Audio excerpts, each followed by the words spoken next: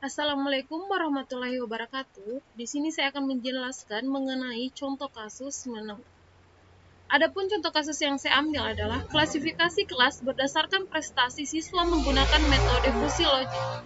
Studi kasus SMP Negeri 1 Glenmore. Latar belakang. Pendidikan merupakan langkah awal untuk membentuk watak dalam mewujudkan kecerdasan. Pendidikan pada dasarnya adalah upaya melestarikan nilai-nilai budaya dan dalam masyarakat. Manusia sebagai masukan utama dalam pendidikan secara psikologis adalah makhluk yang mampu berpikir, bersikap, dan memiliki potensi. Suasana kondusif dapat mendukung proses pembelajaran dan menciptakan prestasi. Untuk mewujudkan semua itu, perlu adanya kerjasama antara guru dengan siswa agar mendapatkan hasil seleksi yang objektif. Tidak memihak pada salah satu siswa dalam pencetak SDM atau sumber daya manusia yang cerdas, terdapat beberapa cara. Di antaranya adalah menempatkan siswa berdasarkan kemampuannya dalam satu kelas sehingga memiliki pola pembelajaran yang sesuai. Di SMP Negeri 1 Glenmore menempatkan kelas sesuai dengan prestasi siswa yang dimiliki. Hal tersebut dilakukan pihak manajemen sekolah untuk meningkatkan daya saing antar siswa ataupun siswa di sekolah, sehingga akan banyak yang termotivasi untuk meraih prestasi dan masuk ke dalam kelas yang lebih tinggi. Pihak manajemen sekolah sering terkendala dalam menentukan kelas tersebut, mengingat memiliki banyak anak didik, yaitu dengan jumlah murid 204 siswa atau jumlah keseluruhan dari kelas 7. Terbagi menjadi 7 kelas, hambatan lain yang menjadi kendala proses analisis data adalah ketidaktahuan tenaga pengajar akan metode oleh data dalam hal ini, sehingga pihak sekolah mendapatkan kesulitan untuk melakukan pengelompokan siswa berdasarkan kemampuan yang dimilikinya. Oleh karenanya itu, harus diputuskan satu solusi untuk memecahkan masalah tersebut atau menentukan kelas siswa berdasarkan prestasi. Salah satunya yaitu merancang sistem berbasis komputerisasi menggunakan metode fusi logik berbasis web. Tujuan yang ingin dicapai dalam penelitian ini adalah merancang dan mengimplementasikan sebuah sistem informasi yang dapat mengklasifikasikan kelas berdasarkan tingkat prestasi yang dimiliki siswa, sehingga diperoleh klasifikasi yang tepat pada penempatan kelas siswa. Hasil yang diperoleh dapat dijadikan acuan dalam proses klasifikasi kelas siswa berikutnya, dalam menganalisis, memahami, serta mengevaluasikan data prestasi yang dimiliki masing-masing siswa berdasarkan penelitian yang sebelumnya dan permasalahan yang dihadapi oleh pihak sekolah. Penulis mengambil judul klasifikasi kelas berdasarkan prestasi siswa menggunakan metode fusi logik dalam studi kasus SMP Negeri 1 Glenmore. Informasi yang dihasilkan oleh sistem ini hanyalah sebuah alternatif dalam menentukan keputusan untuk mempermudah manajemen sekolah dalam menempatkan siswa ke dalam kelas yang sesuai dengan kemampuan yang dimiliki. Sedangkan keputusan akhir tetaplah pihak sekolah yang menentukan. Nah, di sini terdapat rumusan masalah. Rumusan masalah terbagi menjadi beberapa bagian. Yang pertama itu, bagaimana menentukan aturan-aturan yang telah diperoleh dari hasil pengumpulan data. Yang kedua, bagaimana membentuk membership function atau fungsi keanggotaan dari variabel-variabel yang telah didapatkan dari hasil pengumpulan data. Nah, yang ketiga, bagaimana melakukan perhitungan diversifikasi. Selanjutnya itu, yang keempat, bagaimana menerapkan metode fusi logik dalam penentuan dan mengklasifikasikan kelas berdasarkan prestasi siswa. Nah, di sini terdapat batasan-batasan masalah. Terdapat beberapa batasan-batasan masalah. Yang pertama itu kriteria penentuan siswa-siswi berprestasi di SMP Negeri 1 Glenmore, yaitu hasil rapor, absensi, nilai hasil tes, prestasi akademik, dan prestasi non-akademik. Nah, yang kedua itu metode menggunakan fusi logik dengan pengolahan data menggunakan MySQL dan sistem menggunakan bahasa pemrograman PHP. Nah, selanjutnya itu yang ketiga, database yang digunakan adalah siswa-siswi kelas 7. Rapor berasal dari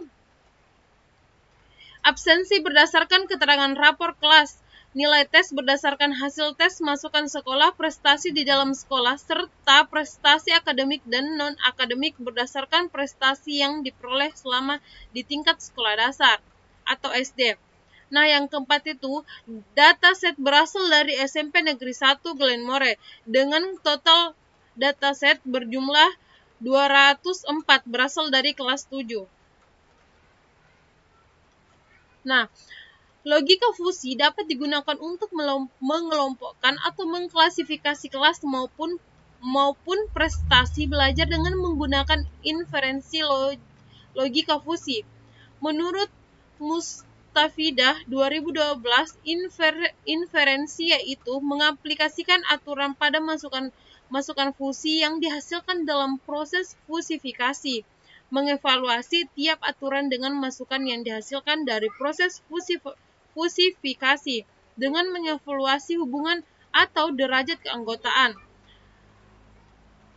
premis setiap aturan. Dari kedua penelitian di atas membuat penulis dalam penelitian yang dilakukan yaitu menggunakan pengelompokan kelas berdasarkan prestasi yang dimiliki oleh setiap siswa yang bertujuan untuk menempatkan siswa berdasarkan prestasi yang dimiliki sehingga sistem pembelajaran yang telah dirancang oleh pihak sekolah dapat berjalan dengan sempurna.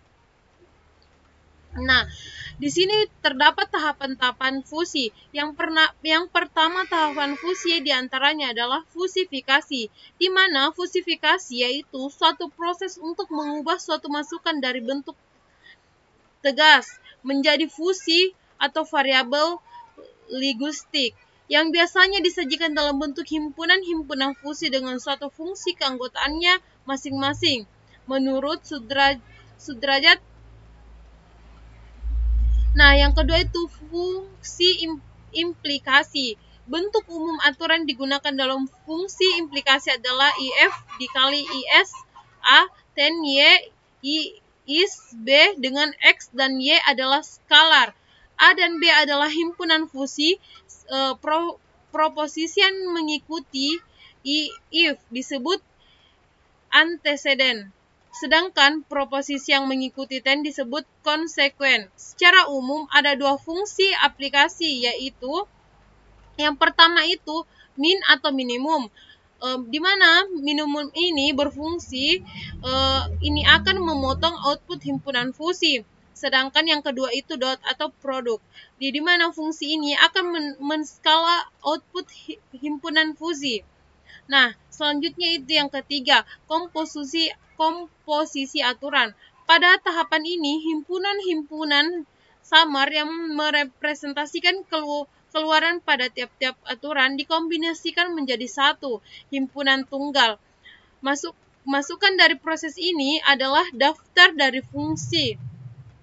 Sedangkan keluaran yang dihasilkan pada proses implikasi tiap-tiap aturan. Nah, yang keempat itu difusifikasi. Difusifikasi dapat didefinisikan sebagai proses pengubahan besaran fusi yang dihasilkan dalam bentuk himpunan-himpunan fusi keluaran dengan fungsi keanggotaannya untuk mendapatkan kembali bentuk tegasnya atau krips. Hal ini diperlukan sebab dalam aplikasi nyata yang dibutuhkan adalah nilai tegas. Dalam difusifikasi, seluruh keluaran fusi yang disignifikan atau seperti contoh lamanya penyiraman pendek, panjang, dan sedang akan dikombinasikan dalam variabel keluaran yang spesifik dan hasil yang dikomprehensif. Dalam proses ini, seluruh nilai keluaran fusi secara efektif memodifikasi fungsi keanggotaan keluarannya. Nah, difusifikasi dapat dirumuskan seperti berikut. Nah, Anda bisa lihat pada tampilan ini merupakan rumus dari difusifikasi. Di mana itu set sama dengan A predikat R1 dikali X R1 ditambah A predikat R2 dikali X R2 dan seterusnya ditambah A predikat Rn dikali X Rn dibagi A predikat R1 ditambah A predikat R2 dan seterusnya ditambah A predikat Rn. Anda bisa lihat rumus pada tampilan ini.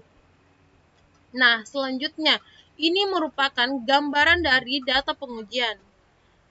Anda bisa lihat pada tampilan ini, data yang diolah yang telah didapat dari SMP 1 Glenmore berupa data siswa-siswi kelas 7. Data yang diterima oleh peneliti sejumlah 204 siswa atau siswi yang kemudian digunakan sebagai uji coba. Berikut ini adalah data siswa-siswi SMP negeri SMP 1 Glenmore.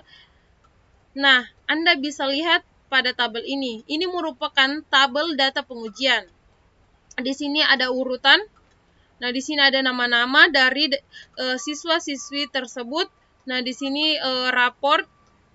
Nah, di sini ada ujian nasional siswa, nilai ujian nasional siswa. Di sini ada nilai absensi siswa. Nah, di sini ada prestasinya. Nah, di sini tabel ini prestasi non-akademik siswa. Anda bisa lihat pada tabel-tabel yang tampil pada saat ini. Nah, selanjutnya ini merupakan proses uji data. User dapat melakukan beberapa hal dalam menjalankan sistem ini. Di antaranya adalah dapat melihat dan data di dalam sistem mengelola data, yaitu input, edit, dan hapus data. Dapat mengetahui proses perhitungan menggunakan fusi logik, serta dapat mencetak hasil keputusan yang telah diproses melalui proses fusi logik. Nah, pada tampilan ini, di sini terdapat nomor atau urutannya, ada nama, ada JK, jenis kelamin. Di sini terdapat nama siswa-siswi, di sini ada di sini ada kelas siswa. Nah, di sini ada menu edit atau hapus. Nah, selanjutnya proses perhitungan. Nah, Anda bisa lihat pada tampilan ini. Di sini terdapat proses perhitungan, di mana di sini ada urutan, di sini ada nama siswa, di mana di sini ada kriterianya, di mana kriteria itu terdapat raport siswa, rata-rata ujian nasional siswa, rata-rata absensi siswa, prestasi di dalam sekolah, prestasi akademik dan non-akademik, dan seterusnya. Di sini ada beberapa siswa yang tampil. Nah, di sini terdapat nilai. Nah, Anda bisa lihat seperti rapor siswa, Anda bisa lihat nilai-nilai di sini. Nah, selanjutnya di sini ada nilai keanggotaan, di mana nilai keanggotaan terbagi menjadi nilai dan keanggotaan. Di sini ada keterangan sedang, rendah. Nah, Anda bisa lihat pada tampilan ini. Nah, selanjutnya di sini nilai implikasi. Nah, di sini terdapat nilainya. Di sini Anda bisa lihat defusikasinya. Nih, Anda bisa lihat perhitungannya. Di sini Anda bisa lihat pada tampilan ini rumusnya. Selanjutnya setelah ini di sini ada nilai set predikat. Nah, di nilai set predikat ini semua nilai yang ada pada ini di jumlah. Anda bisa lihat pada tampilan ini, sehingga muncul nilai atau angka pada tampilan ini. Anda bisa lihat nilainya. Nah, ini merupakan gambaran proses perhitungannya. Anda bisa lihat pada gambaran ini proses perhitungan. Nah, selanjutnya ada hasil.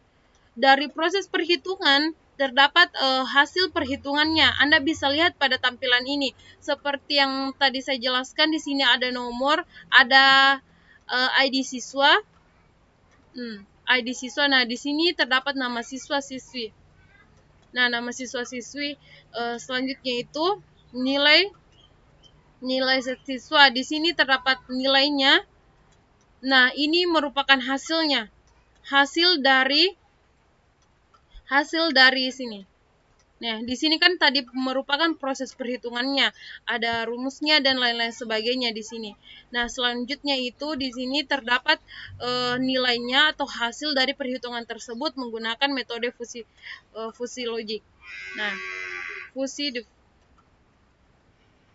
Nah, di sini terdapat hasil perhitungannya. Nah, di sini terdapat hasilnya. Anda bisa lihat angka tersebut atau nilai di sini ada 82 dan sebagainya. Nah, di sini terdapat klasifikasinya. Klasifikasinya itu tidak berprestasi. Nah, di sini terdapat beberapa. Nah, di sini kelas. Nah, di sini merupakan bagian kelas yang telah dihitung sehingga nama siswa ini telah dicantumkan dalam kelas ini. Selanjutnya itu dari hasil perhitungan pada tabel 420 didapatkan rata-rata query 80%. Hal ini menunjukkan bahwa sistem memiliki tingkat ketepatan data yang tinggi dan dapat mengklasifikasikan data baik namun belum optimal pada sistem karena masih banyak kategori terklasifikasi ke dalam kategori lainnya.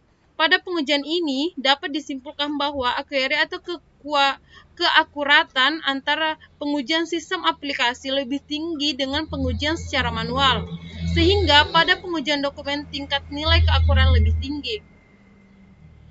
Kesimpulannya adalah dari uji coba dan analisis yang telah dijelaskan dalam bab sebelumnya, maka dapat diambil beberapa kesimpulan sebagai berikut. Nah, di sini terdapat beberapa kesimpulan. Yang pertama itu, dalam penentuan kelas, berdasarkan prestasi siswa, terkelompokkan kelas A sejumlah 45 siswa atau siswi, kelas B sejumlah 96 siswa atau siswi, dan kelas C sejumlah 63 siswa atau siswi. Sedangkan siswa yang tergolong berprestasi sejumlah 46 siswa atau siswi, dan tidak berprestasi sejumlah 158 siswa atau siswi. Nah, yang kedua itu, pengujian dokumen menggunakan cara menghitung tingkat kesalahan yang dimiliki oleh sistem. Sistem hanya memiliki kesalahan sebesar 28,0%. Nah, yang ketiga itu hasil perhitungan dataset dengan metode fusi logik didapatkan query 80% dari 204 dataset. Hal ini menunjukkan bahwa dari nilai tersebut tingkat klasifikasi dari ketetapan keberhasilan dan keakurasi data dalam mengelompokkan optimal karena terdapat data-data terklasifikasi benar masuk ke klasifikasi salah dan data terklasifikasi salah masuk ke klasifikasi benar. Namun memiliki query yang tinggi sehingga nilai keakuratan lebih tinggi dibandingkan dengan nilai presisi. Nah, yang keempat itu, sistem ini secara fungsional telah memberikan hasil dari setiap proses sesuai dengan harapan yang telah dilakukan menggunakan metode black box dan white box. Nah, itulah tadi hasil presentasi dari saya. Lebih dan kurangnya mohon dimaafkan. Wabillahi taufiq wal hidayah. Wassalamualaikum warahmatullahi wabarakatuh.